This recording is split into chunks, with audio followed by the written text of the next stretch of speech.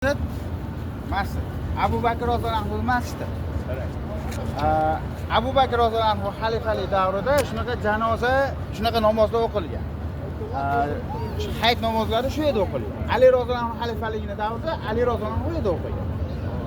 Tarixda shu narsalar saqlanib qolishligi uchun, shu joylar saqlanib qolishligi uchun qurilgan bu masjid. Namoz o'qish uchun qurilgan masjid emas. Shuninglar. Abu Bakr shunchaki esdalik xolos bu. Shunchalik. Shu yerda namoz yo'q, bu masjid yo'q bo'lgan. Yaylov bo'lgan. Yaylov tekis joy bo'lgan. Masjid Nabaviyga odamlar kichkinaligi uchun sig'maganligi sababli masjid maydonga to'ldir odamlar hayit namozi, janoza namozlariga kelishgan. Hali hayit namozi qilolmagan odamlar janozaga keladi. Hayit namoziga ham keladi. Shuning uchun asrlarda hisobli odam ko'payib ketganligi uchun masjidning maydonlarida o'qilgan. Endi bu yerda tamomani tushuntiramiz. Ashula bitta rasmni chiqaramiz. Yuravering.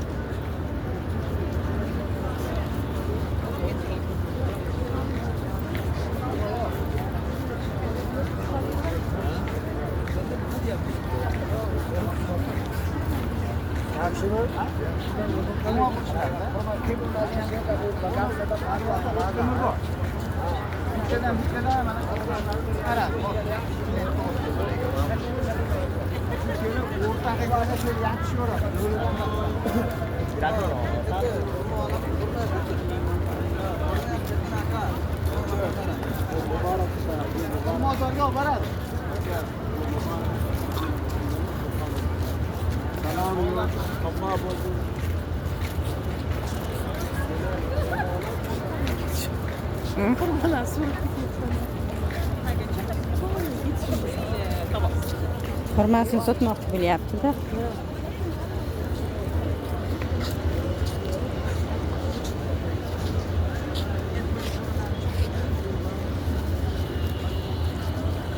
Qarang, bizga o'xshab yura olmaydiganlarga kichkina avtobuslar. Avtobuslarmi? Aravalar bor.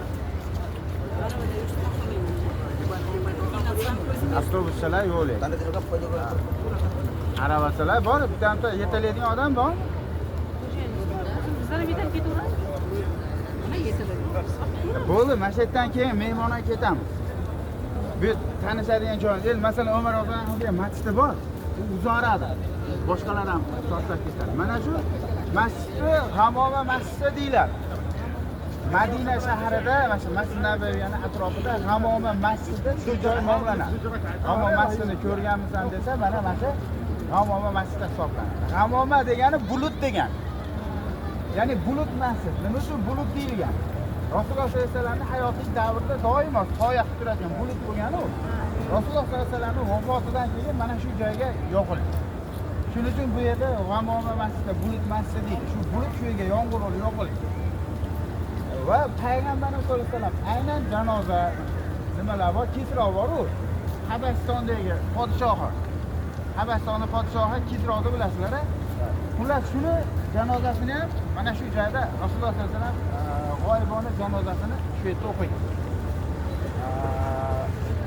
Janoza namozlari Payg'ambar sollallohu alayhi vasallam o'sha hayit namozlari o'qilgan joylari bu yerda.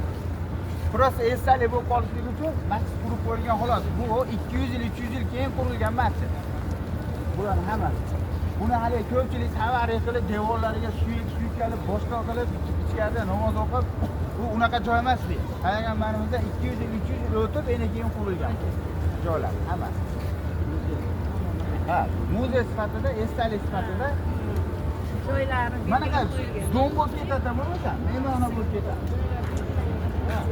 Shu joylar shuning uchun berilgan. Umar roziyallohu anhuning masjidi bor, Bilol roziyallohu anhuning masjidi bor. Nimani masjidi bor?